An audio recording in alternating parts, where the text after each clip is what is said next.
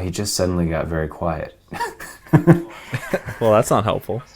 He must have heard you talking about him. He's like, oh, my ears are burning. My ears, they're on fire. I don't know. They're just really sensitive to sound and noise. Thanks, Zed. How is it that we end up doing all these movies that have characters that are named Zed or Z? This is a trend I've noticed. Yeah. It's quite interesting. Bad movies seem to name their characters the last letter of the alphabet. Because it's the only one that was left. Bottom of the pile. Yeah, exactly. Welcome. You are entering into a strange dimension. A dimension where narratives from across space and time come together. Narratives that could have, might have, or should have been all exist here in one space. This is CineCasters Ultimate Timeline. Hello and welcome to CineCasters. This is the show where we watch movies and repitch them as potentially better, more coherent movies, which we're hoping to do with this week in our installment of the film Zardoz. I am joined as always by my good friend Andrew DeYoung. What's up, my dudes? As I mentioned, we're doing this week the 1970. What year was it? I'm just going to bring it up. I want to say 79. 1974. 1974 classic Zardoz, directed by John Boorman, also written by John Boorman, also produced by John Boorman, also everything by John Boorman. And starring Sean Connery. Just a word of warning, if you Google Zardoz, the first thing you will see is Sean Connery dressed in something like a Speedo with suspenders. I don't know. Nathaniel made that mistake last week while we were deciding what movie to watch. You definitely made that mistake last week. Oh, yeah, exactly. I had a very visceral reaction to it. Anyway, Zardoz. Now, when in that introduction, you just said that the classic Zardoz, and I was thinking in my head, is it though? Is it really a classic? I mean, I call everything a classic, even if it's not deserving of it. If it came out before 1990, it's a classic.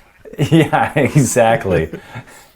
If it was referenced in a TV show I like, then it could be a classic. Here's the thing about Zardoz, though. Many people, I'm sure, probably are like, what the heck is this movie? But it gets referenced all the time, like everywhere. Yeah.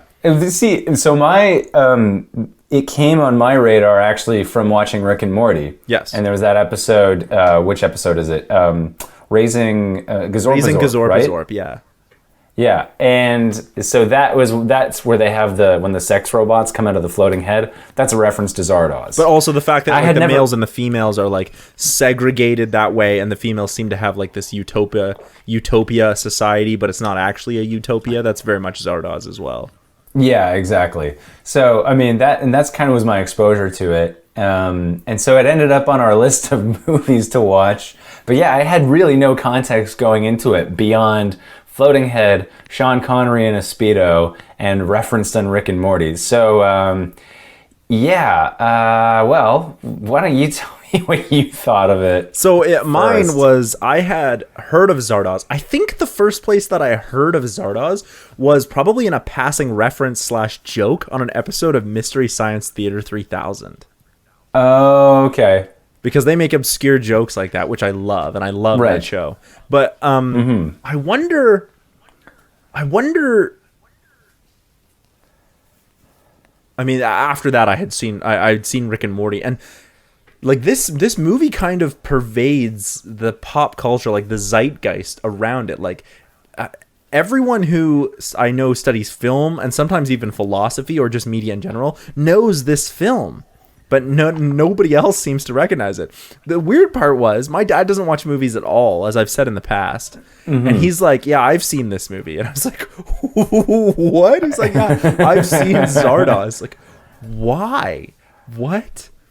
So, I wonder if, I was going to say, I wonder if when it came out, it was more of a sensation. Because it was, I mean, this would have predated Star Wars, actually. By several years. Yeah. Yeah. So, but anyway, you were saying so your dad had seen it. My dad saw it. I don't know if he saw it in theaters because this would have been before like the blockbuster that is as we know it now. Because the first movie to do that was Jaws. Jaws was like That's the movie that did that. Right. But this movie, okay. So when I watched this movie, I finished the movie and I immediately messaged you. And that was when I got that message. Okay. Immediately messaged you. What the fuck did I actually just watch? And not just like in separate lines. Yeah, so in separate lines. Like, what the fuck? Full stop. Yeah, I just watched. Because this movie is like a fever dream. Especially the latter half. It is. Stuff just like happens and then happens and then happens and then they resolve conflicts. Like at the end, I got to the point where I was like, how much longer is this movie? Because what the fuck is going on? Yeah, I watched it with a friend of mine and my friend said, this reminds me of a very bad trip I had once. Exactly. So like the first thing that I wrote down, because I usually write a list of just my thoughts as the movie goes on. The first thing that I wrote down is already I'm like, what the fuck? It's just a train of thought. And then like Zardoz comes on screen, but he has like drawn on mustache and beard. And I was like, but then he does this like wicked soliloquy where he's talking about like how he's God. Yeah. And I was like, oh damn, like he's like, I'm invented for entertainment. And he says this great line. This is such a great line. Is God in show business too? Yeah. See, that was the thing that was so puzzling to me. There were definitely some great lines like that. We were like, oh, that's a pretty thoughtful I was like, concept. That is amazing. Is God in show business too? And then, but then like the logo comes on screen, Zardoz. And I'm like, this fucking logo looking like an 80s hair metal band. Maybe that's where they all got it from. Maybe. I did like, I mean, these some great references in here, like go forth and kill as opposed to go forth and multiply. Right. Yeah. Like, yeah. Oh man. But then like as soon as he shows up in the vortex, as soon as Ed shows up in the vortex, I was like, so is this like fucking sci-fi Castle Anthrax from Monty Python? Do you know what I mean? Like they're just like touching him and they're like, ooh, welcome to Castle Anthrax. It's not a very good name, is it? But like, yeah, I don't know. This is, I have no idea. Apparently they'll have psychic powers, but that's never explained. I don't know. No, it's the crystal. The crystal connects all of them, and that's why they have psychic powers, I think. Yeah, and then everybody dies. Yeah. And there's like a knowledge orgy. I don't know. This was like one of the most bizarre movies I've ever seen. And the weird thing is I loved the ideas and I hated sitting through this movie. I was like, this movie makes me so angry because these ideas are wicked. I'm like, man, all of these ideas I'm on board with, like existentialism and killing your own God, and the idea that God is creates us for entertainment, and the idea that these people just want to die because they have immortality and so they've become apathetic. But also there's like crazy people. I'm like, there's so many ideas, and this movie has no idea how to handle them. And so this movie is like the perfect CineMasters movie. If we've ever done a movie that was meant for CineMasters, this is it, because this movie is so brilliant in all of its ideas and so bad in its execution. Yeah, exactly. And I felt very much the same way. Yeah, you pretty much summed it up for me. That was literally all I had in this movie. There's like, I mean, what? Like, it's just, I know what you mean. Because the thing is, it meanders so much. It's hard to even put together like how it actually fits as a coherent thing. Yeah. So normally I put what worked and then, and have my list below it. But in this I had what worked ? Yeah. What worked? Like I really was trying to pull my hair out going, what was it? Like, is there anything in this that actually worked for me? And it was really just the themes, like the concepts. Yeah. There were obviously, clearly this guy has something he's trying to communicate. He just has no idea how to actually do it. Yeah, here's the thing. This John Boorman is like super brilliant, but he can't write a story that isn't terrible. You know what I mean? Like I want to go to him and be like, your ideas are great, but your movie is just a bore, man. Yeah. Yeah, okay. That's for last week when you did your warm bodies joke about the cure. Yeah. Okay, I guess I had that coming. At least I put it at the end of the episode, so you had the option of cutting it out. Oh, I couldn't do that to you. Yeah, the other thing I said that I thought worked was the floating head. Somehow I thought the floating head was interesting. It is as bizarre as it was. It is bizarre. I was like, yeah, but okay, well that's kind of. But that to me is really the only thing that really makes this movie have any sort of that makes it memorable or has any sort of visual imagery that sticks with me. And I mean, I'll be honest, like there were some images that I thought some of it was interestingly done, but there were other things that it's so unmotivated.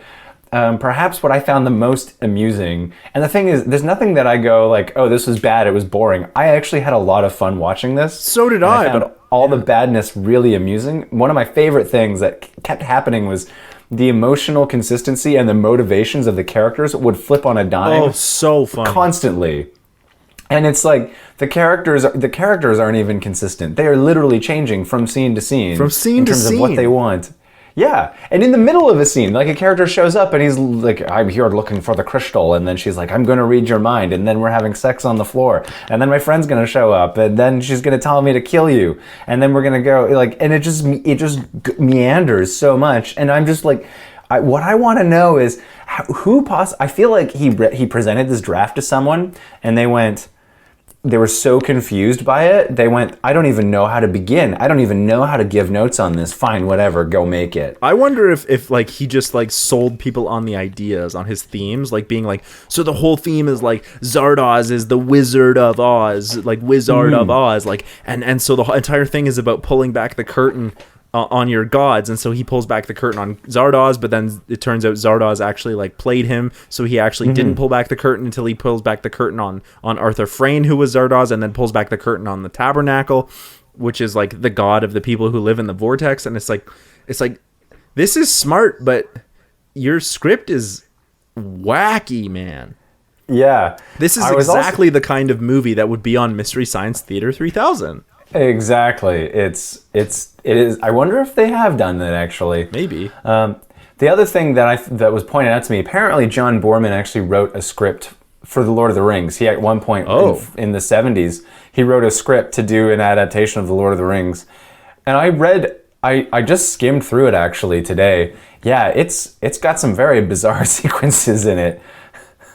I mean, imagine this movie, but with Lord of the Rings instead. How strange that would be. I gotta wonder though, because this movie gets referenced so often in all things. I gotta wonder, and because we're also much younger than this movie. Like we came out, you and I were born much after this movie. I gotta wonder how much of this movie actually is referenced in pop culture, and so we're seeing it retrospectively. When it came out, it might have been rather revolutionary, not in its ideas, but like in the idea of like this utopia that isn't a utopia, or these characters who are apathetic towards entertainment and want death. Like I gotta wonder how much of this movie pervades the zeitgeist because of when it came out, and how much of what has come out since was influenced by this movie, either subconsciously or consciously.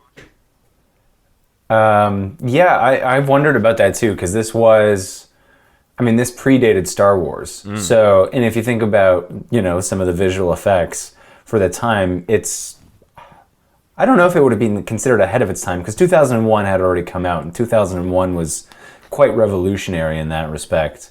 So I don't know, but I suspect it probably was a movie that was hard to ignore, just because of its weirdness and of what it was trying, of the imagery as well. It has some star power. Sean Connery was a big deal. Oh, definitely. Right, yeah. I just found this bit on Wikipedia that I thought was interesting, referencing what Sean Connery is wearing.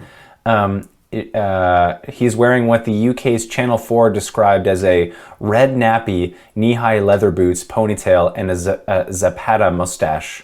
Yep. It is a little disturbing. Yeah. And he's a super hairy dude. Yeah. Also, the one scene that I was like absolutely like, what the fuck, was when the apathetic people start like tasting his sweat and gaining knowledge from it. What? Yeah, this is things like that that don't. That like it's so How does that work? inconsistent. Yeah. Yeah. I will say though, if there was ever a movie that needed a remake, I do think this movie would benefit so much from someone coming in and be like, let's remake this movie, but not as an incoherent mess. Like, let's make this a good movie. Mm-hmm. Yeah, exactly. There's some ideas there that I think could really work. Yeah, I agree. The thing is, it'd be so hard to pin down one of them, and I think that's the other problem too. It's like he had such a wide net he was trying to cast. Yeah. And so he basically, it feels almost like someone who wrote all of these scenes for different movies and then just threw them all together. So I think switched the characters. I think I actually have a pitch that does fix that by pruning out a lot of the things, and I think it might be my most brilliant pitch yet. Not my favorite, but I think it might be my most brilliant pitch yet conceptually. Okay, so then maybe I'll go first. Okay. Because I don't have as... I mean, I think mine's okay, but... I think mine is actually, like, amazing. Okay, all right. Well, I'll go through mine then now. So mine takes place in the future. Essentially, all I really kept was it takes place in the future, and Zardoz is this floating head. Other than that, it kind of... I scrapped pretty much everything else. Yeah. Basically... So humanity has become extinct due to the effects of climate change, and modern civilization has collapsed. And it's somewhere in there. We don't know all the backstory, but Zardoz... sorry, I am going to interrupt you because I just wanted to say that this movie came out in 1974, but it's set in 2019, so we've already passed it. Really? Yeah. It's set in 2019? Apparently it's set in 2019. I think they had a thing at the beginning that actually says, I found it said 2293, 2293. Oh, okay. But it could be 2019. Yeah. I don't know. Anyway, so in my version, I put 2300. Okay, basically. Yeah. So anyway, modern civilization has collapsed, but this thing, Zardoz, this floating head, basically has come from outer space, and basically people started worshiping it as a god, and it created its own religion, and basically came to Earth to restore order. And so humanity has basically divided itself into basically these tribal states, but Zardoz is essentially building himself an empire that's based around this religion. And his goal is to basically restore order to the planet so that it is no longer in a state of chaos. So Zed is a hunter who's basically been one of these people under the Zardoz Empire, who was raised, who goes around essentially killing people that choose not to convert to the Zardoz religion. And he works with May, who is a high priestess, and essentially they go from village to village and they try to force them to convert. So it's the Inquisition. Essentially, and if they choose not to, then he kills them. Anyway, one day Zed is relatively new to this. But he's spent his whole life essentially growing up to become this. Anyway, on one of his first missions, he's in a village and it gets violent, and he kills this man and woman, and then he finds that they were hiding a child. Dun, dun, dun. And so he lets the child escape. Anyway, May sees that after this conflict, May sees that he's trying to hide something. He seems bothered by this, but she doesn't press any further. Anyway, that evening when they're camping, Zed actually goes out into the forest to see if he can find this child, because he's like, I've just let this child run loose, but he feels somehow responsible. So he goes to find it, and in his effort to go and find it, he's actually kidnapped by this gang of rebels. And they're going to kill him, but then this kid, the child is actually with them, and the kid says, oh no, this guy Zed actually saved me. He doesn't know that he actually killed his parents. He didn't see Zed kill his parents. Yeah. All he knows is that Zed actually rescued him. So the rebels they say, okay, well, we'll take Zed, we'll spare you because you spared one of our own, then we'll take you back. And they take him basically to this, what they call the hiding place, or the hidden place. And it's built in this underground, it's like an underground system from one of our cities that's remained. And that's where they're hiding out. And they've built their own civilization underground, essentially. Anyway, so while he's in captivity, he meets Consuela, who's basically the village elder. So it's basically the way the society is structured is they have an elder who essentially is in charge of everything. Anyway, she explains to him that the legend that he was told of Zardoz being this god who came to Earth to bring order to the chaos is actually a lie, and that this god that he believes in is actually a whole facade for an entire religious organization that's trying to essentially dominate the Earth. Those bastards. Exactly. Anyway, so and he'd also been told that the people who were living outside of the Zardoz Empire were savages, and now he's seeing that these are people who are actually like, they have families and they look after each other and they live, they live as fulfilling lives as they can underground. And because they have a rule that anyone who comes from outside, if they've brought anyone from outside, they are never allowed to leave, because if they leave, there's a chance that they could get captured and tell Zardoz about where this place is. So Zed has to stay.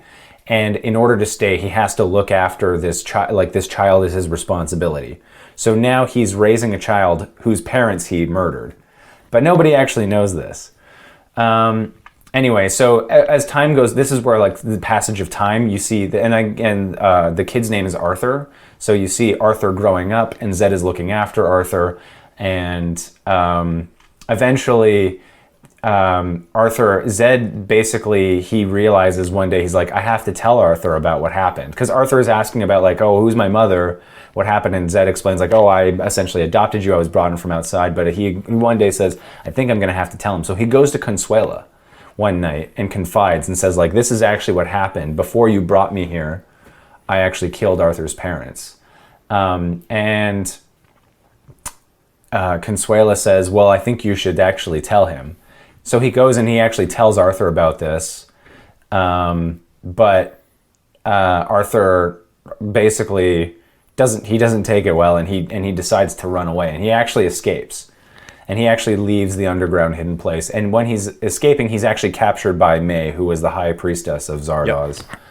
Yep. Anyway, so now that Arthur has escaped, they're trying to decide, well, can we actually go after him? Is it allowed to go? And Zed says like, I will go, and I will, he actually makes a request to go and rescue Arthur. And Consuela basically, there's a whole bunch of disagreements saying like, oh, we shouldn't let him go because he'll tell Zed about where we are. And Consuela basically says like, actually, no, I think he needs to go.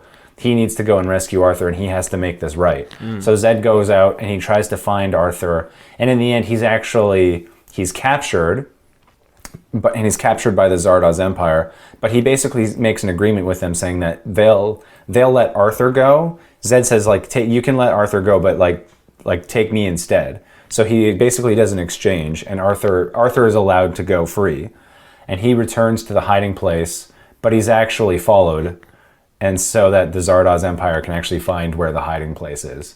Anyway, so Zed is basically tortured and he's questioned, and they're trying to basically figure out like who the heretics are, and they're trying to figure out like, they're basically trying to get Zed to give them information.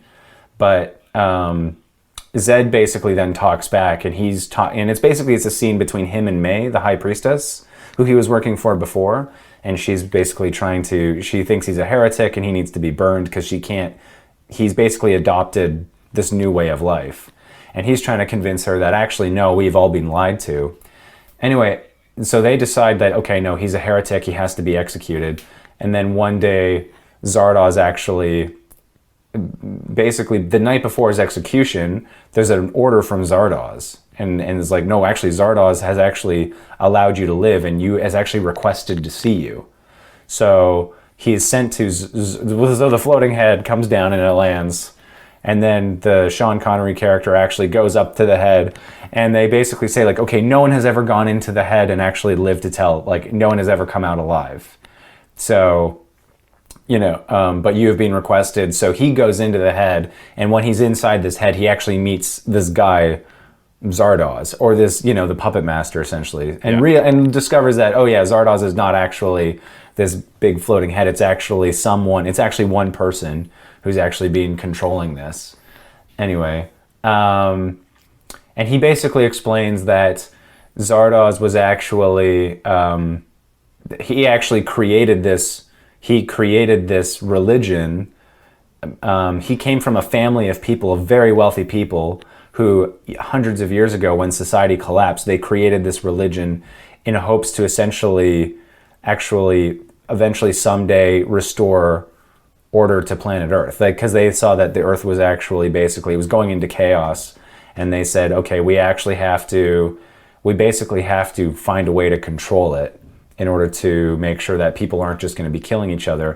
And he basically shows, he shows Zed like a movie, he shows him a TV screen and shows him like, this is what people used to do. And he shows him like footage from today saying like, this is what happened. This is what people used to do. And it led to the destruction of the planet. So then we came along and we created this religion and it stopped all of that. But there were people who became rebels and started fighting against it. Anyway, while this is going on, Zardoz's forces find the hiding place, and then there's a big battle that's ensuing. So Sean Connery is talking to, or the Sean Connery character is talking to the Zardoz, and then there's a big battle that's going on. And then basically, Zardoz basically says, the final nail is him saying like, actually Consuela, who was the person who was in the hiding place, I sent her there.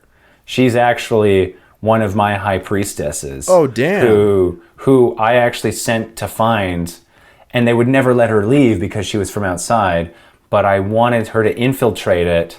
Damn. I knew that I wanted her to infiltrate it so that someday she would allow it so that somebody else could come out and find it. So I had actually orchestrated all of this. Damn. So basically, and then Zardoz basically says like, okay, and now I'm getting old and I have no heir. But you, Zed, you have shown yourself to be loyal, and I think you're the right person. I want you to take my place. Damn. And he actually basically goes back and he looks at Zed's life growing up and basically shows how he had actually from birth made an effort to educate Zed and set him apart from the other kids so that one day he could effectively take his place. So Zed's really torn. Anyway, and then so meanwhile, while all this is going on, there's a big battle that's going on with the people at the hidden place and Zardoz's forces. Anyway, Zardoz basically makes him this offer, and Zed's like, actually, no, I think this is wrong. And so he actually kills Zardoz and brings the head down to the ground, and he brings it down into the middle of the battle, and he leaves the head carrying this body, and he's basically like, look, we've all been fighting over this lie, and I think what we have to do is stop. But the thing is, when May, the high priestess, sees this, when she sees the Sean Connery character holding the body of the actual Zardoz, she's convinced that he's being deceived. Yeah. That they're all trying to be deceived, and that it's actually Zardoz testing their faith. So it makes them even more aggressive. So basically then there's a giant battle that ensues, and I don't quite have the whole how it all resolves itself worked out, but basically like essentially it's a big battle where pretty much everyone dies except like some people who are in the younger generation, and it gets down to some of the last survivors. And then what happens is some of the other people from the other hidden civilizations actually come to their aid, and they actually effectively wipe out the Zardoz, the religious army. Yeah. And so then it's like, okay, now we can come out of ground, but you plant the seed that there's going to be more tension between all these other groups that have now come out of ground and are now going to be fighting for resources above ground. Yeah. And that's where it would end. Yeah. Oh, I like the idea of like the whole orchestration, like, because I think that was sort of implied with how Zardoz / Arthur Frayne was like dealing with Zed in the original movie. Yeah. Yeah. I like that. That's good. I think you've managed to take like the themes and at least somewhat of the idea and like implement a cohesive plot. Yeah, I feel like that was just the biggest thing, was just giving it a cohesive plot. And so I kind of took like it was a combination of a bit of Snowpiercer, actually, with the whole thing of it.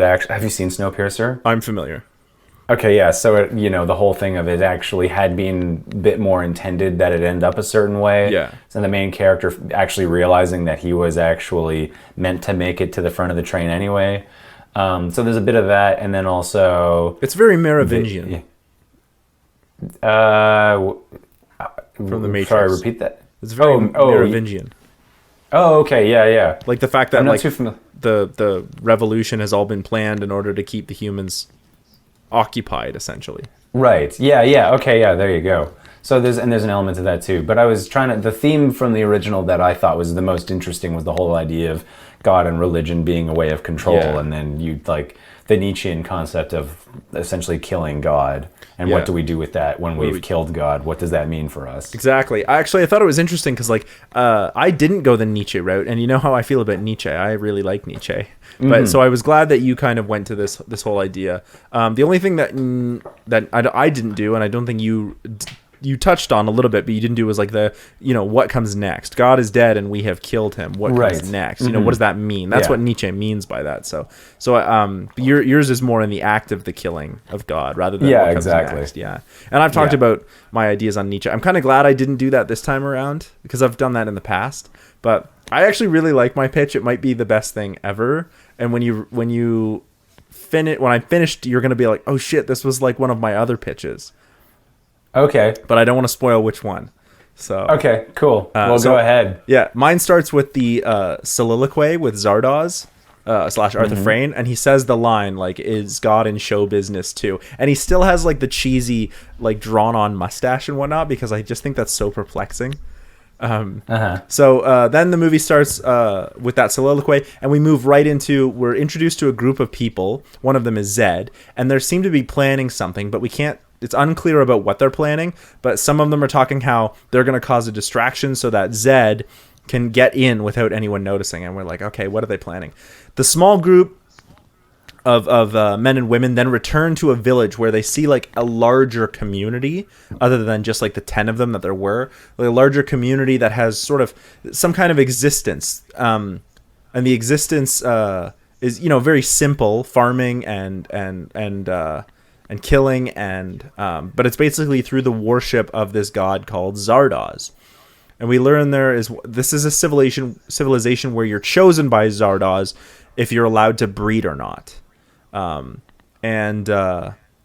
people regularly go out and kill other people, and they call themselves exterminators in the name of Zardoz, those who don't believe in Zardoz. So one day Zardoz appears in the sky, like maybe later that day or the next day. Zardoz appears in the sky, and the people from this village gather, including some of the men and women we saw earlier that were planning something. Zardoz spews out guns from his mouth and says, go forth and kill. But as he leaves... good, penis bad. Yeah. As he leaves, we see that Zed has actually snuck into Zardoz's mouth. So there was the distraction went on, and Zed has snuck into Zardoz's mouth, and he sees the man known as Arthur Frayne, and they have that exchange, and then he shoots. Zed shoots Arthur Frayne. In the head, he travels to this village where he sees like this workshop of Arthur Frayne, and he discovers he's in a place called the Vortex, and where he is from was called the Outlands. So here, the humans seem to have achieved immortality, and they treat him as though he is lesser. Also, there is the ring things. But the crystal ring things that is like some kind of computer / voice. So having found the location, now having been, he's in the vortex now. He's told by these people that there will be a trial because they're fair people. So he will get a trial. So he's introduced to May. She's the leader. But she calls herself a scientist. First and foremost, she just happens to be the one who's leading the whole village in the vortex. He also meets a dude named Friend, who says, I'm going to speak on Zed's behalf. And then he meets Consuela, who's going to argue against Zed in this trial. So then the people here have this crystal thing. Zed learns while he's awaiting his trial that they have this crystal thing they call the tabernacle, which is what allows them to have these psychic connections, and it also gives them immortality. So they have all the time in the world to pursue whatever they want, and they're all connected psychically and have psychic powers. But the tabernacle also has laws that they must abide, otherwise they lose their psychic connection and their immortality. And potentially worse. So Friend asks Zed questions about how he found his way here, and Zed seems to avoid the questions. He's like, and he's playing it off very simple, but Friend is not convinced that Zed is as stupid as he's trying to put on. But he seems to be the only one who realizes that Zed is smarter. Everybody else seems to treat him like he's a piece of garbage, They won't even really let him talk. They're like, oh no, real people are talking right now. Hush, hush. Friend realizes this, and he tries to like gain more of Zed's trust. So he takes him to a hall of art where we see statues and paintings throughout the years, and they're all depictions of some kind of god, whether that's the Christian or Jewish or Greco-Roman or Norse. They're all like paintings and art of gods. And Friend is like, this is my collection. Isn't it super cool? So May also talks with Zed. She is interested in Zed, not for his brain, but she wants to keep him alive to study, to discover the reason for this disease that started affecting the immortal people in the vortex called the apathy. And it seems to be affecting more and more people, and it's some kind of sickness. And so she's like, well, I want to know why the people in the Outlands aren't affected by the apathy. And so Zed might be useful for that. So the trial happens, and Consuela doesn't even give Zed the right to ask questions because he is a lesser creature. So Friend argues that if Zed is a lesser creature, it doesn't matter. He's still a creature. He's alive. He has the right to life. But Consuela reveals that Zed was actually created by the people of the vortex, and it is therefore the right of a god. Like all the Outlanders were created by the people in the vortex. So if they are basically a god to the Outlanders, and that means, a god has the right to choose if its creation should live or die. And, so Zed is like, oh my god, I'm just created by you people. So in the end, they vote, and they actually vote to keep Zed alive on the grounds that he has to help May find a cure for the apathy. So then Zed is like, what the fuck is the apathy? So Friend takes him to this place where all the apathy are, and they're still alive and they're still immortal, but no one can figure out why they turned out that way. They just don't do anything. So upon returning, May looks at Zed to see if he has any symptoms of the apathy, like if the disease has spread to him, and it doesn't seem to have. He seems to be fine. And so Zed is like, well, this is crazy, and he's starting to get used to his life here. And so he wants to know more about the tabernacle and to see if he can have the power and the truth and the immortality. So Friend proposes, he's like, okay, I propose an exchange. You've gotten to know me, and I've gotten to know you. I'll ask you a question, and you answer honestly, and you ask me a question, and I'll answer honestly. And so Zed is like, okay. So Friend says, I'll even start. He says, I want to know how you got into the head of Zardoz. And so Zed explains that there was a few people who seemed to be chosen by this entity, not Zardoz, this other entity. And it led them to a library and first taught them how to read through suggestion, and then eventually more complex ideas. And then it led them to the fact that Zardoz is actually just the Wizard of Oz. And the idea that they need to pull back the curtain on the head, which is Zardoz. So then they're like, oh, okay, so that's what they were planning at the beginning of the movie, was they were planning on pulling back the curtain, figuring out who Zardoz was, which Zed has now done. So Friend is like, oh, well, you did pull back the head. You know that, like, this is all what Zardoz was created for. You were just created for entertainment. So Zed then, in exchange, asks what the tabernacle is. And Friend explains that the tabernacle is their god, and it gives the people of the vortex power. But in telling an outsider, an outlander, Friend broke one of the tabernacle's rules, and he instantly ages and dies right in front of Zed's eyes. So Zed takes his crystal and is like, well, now I know how it works. But the tabernacle doesn't seem to work for Zed. And a suspicious Consuela asks him where he got it, and he explains that Friend seemed to age, but she thinks that he actually killed Friend in order to gain the life because he is a savage, so she doesn't really trust him. So now all of the people of the vortex are like trying to capture Zed, but then all of a sudden the people affected by the apathy also show up, and they seem to be less apathetic all of a sudden. They seem to have sense that one of the people of the vortex has died, and they also want to die. And then all of a sudden Arthur Frayne shows up. He's not dead, and he explains that he concocted the whole scheme. He was actually not just Zardoz, but he was the entity as well that taught them how to read and write, and how to read the Wizard of Oz.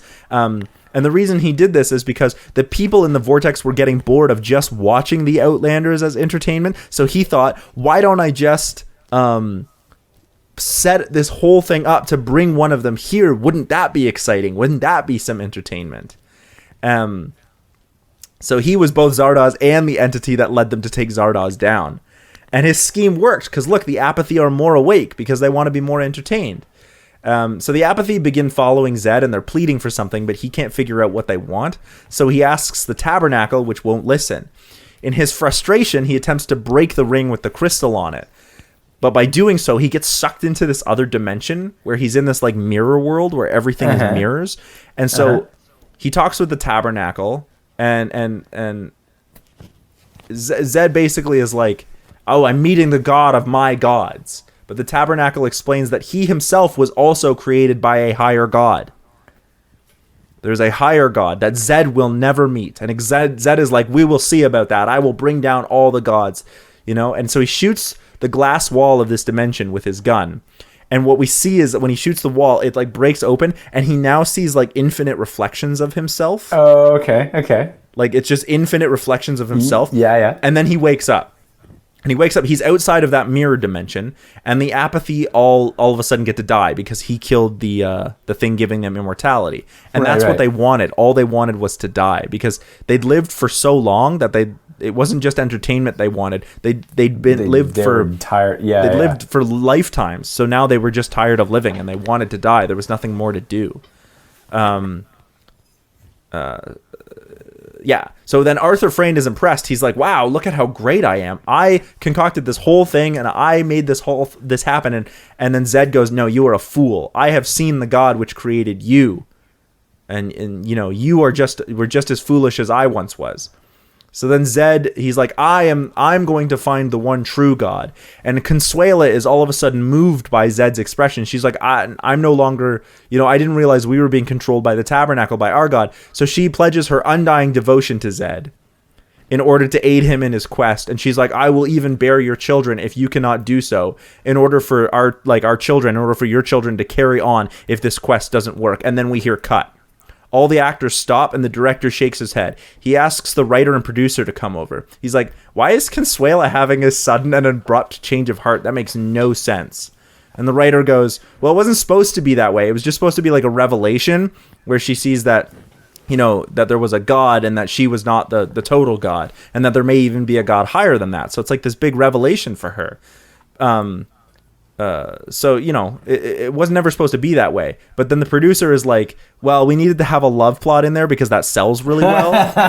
So that's why I wanted it that way. So we sort of jammed it in there. And the writer is like, I don't know why you jammed it in like that. So then the director and writer are both like, okay, this is way too contrived. But the producer says, look, it won't matter. Just do it. And we're the producer, writer, and director. We can do what we want. Right? We can make the characters do whatever we want. It's all for entertainment anyway. And then we hear cut. And it turns out that the writer, producer, and director were also actors on the set of Zardoz. And the actual director turns to the actual writer and he's like, don't you think this dialogue is a little on the nose? Like, aren't we giving away the fact that the real gods are just the entertainment industry because we create things to entertain people? We are the gods. But the writer explains that that's necessary. Otherwise, the audience might not get that the whole idea is that entertainment is the higher power. Like, I know that there's a soliloquy at the beginning, but I feel like this whole, breaking the wall is a way to tell the audience that this is how we are. Entertainment is the gods. It really makes the audience think. Think about that soliloquy from the beginning. Mm-hmm. And then we hear another cut. And we've actually been on the set of Zardoz, and we see that the conversation that we just saw was also a set, and we hear the actual director goes, okay, that's a wrap. And we now see the cameraman put down a camera, and we are also a camera. We, the audience, also have a camera, and it zooms in through the lens of the now unmanned camera, and we now see the camera looking at infinite mirror realities, looking back on itself, infinite ways, the way that Zed did, but through the camera lens. So we're seeing the camera, we're seeing through the camera. We're seeing like the audience's camera is looking through the set camera, which is looking through the set camera, through the set camera, through the set camera, which is then looking through, through the mirror dimension, where we then see all these cameras are looking back on themselves, looking through themselves, looking back on themselves, looking through themselves infinitely. Wow.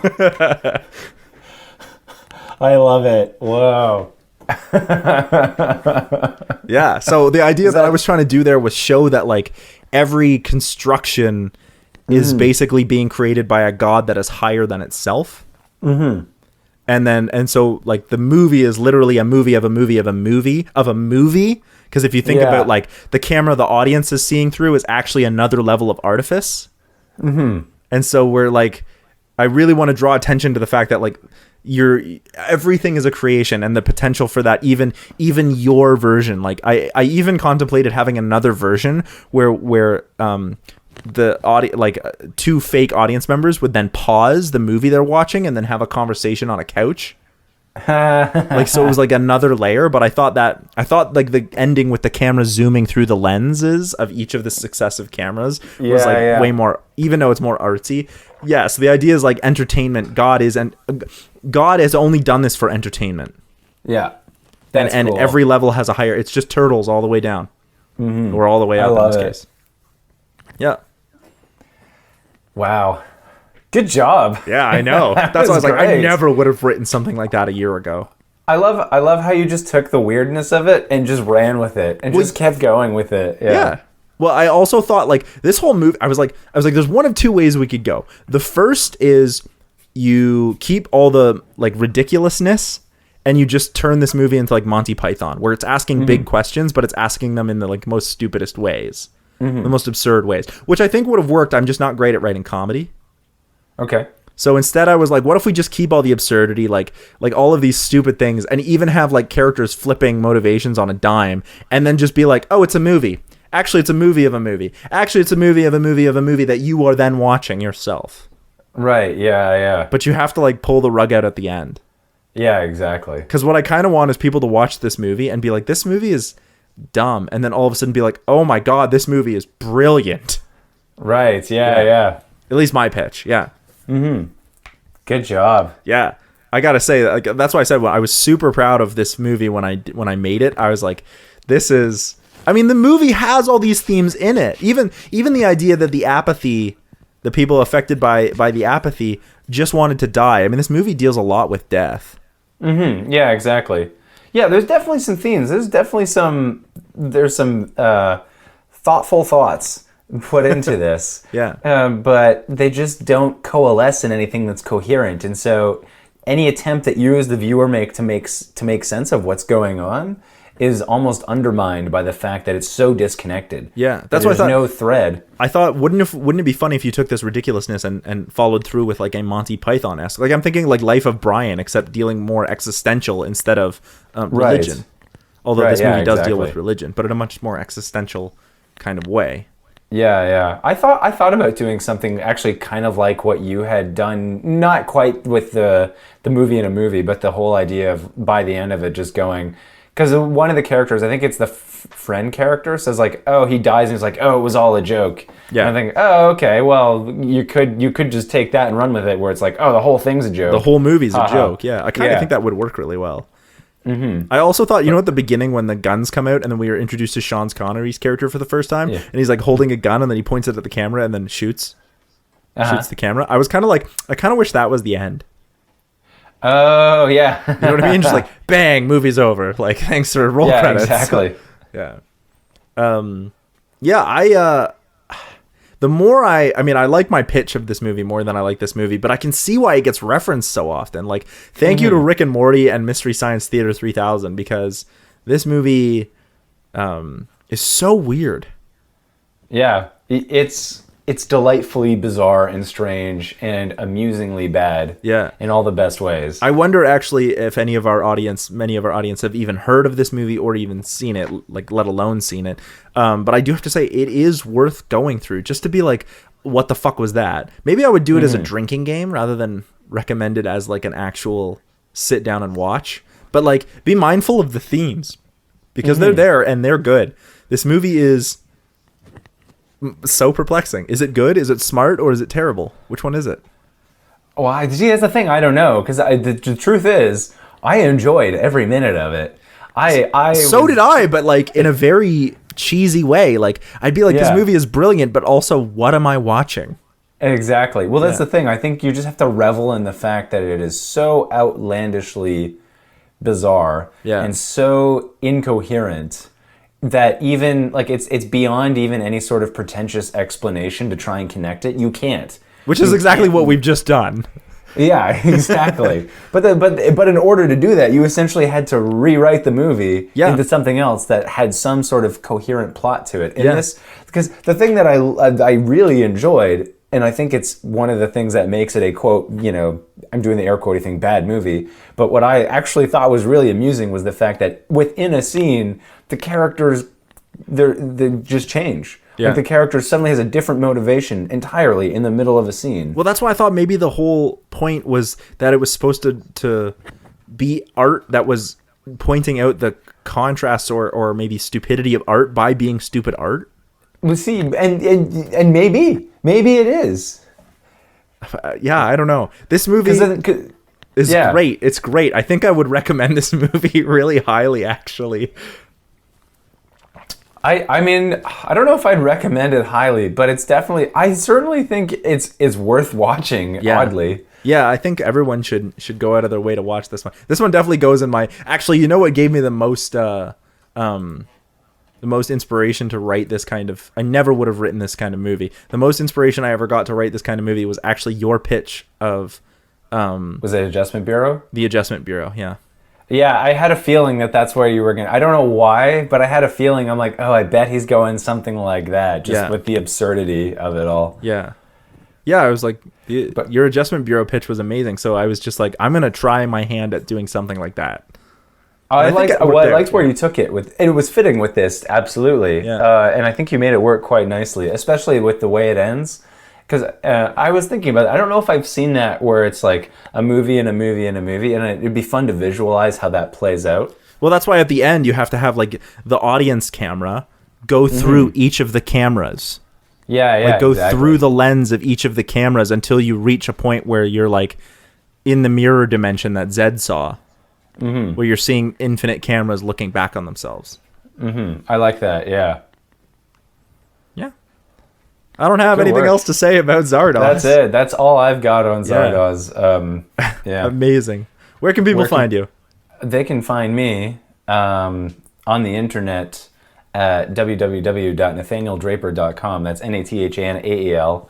Or on Letterboxd at DraperNate. Cool.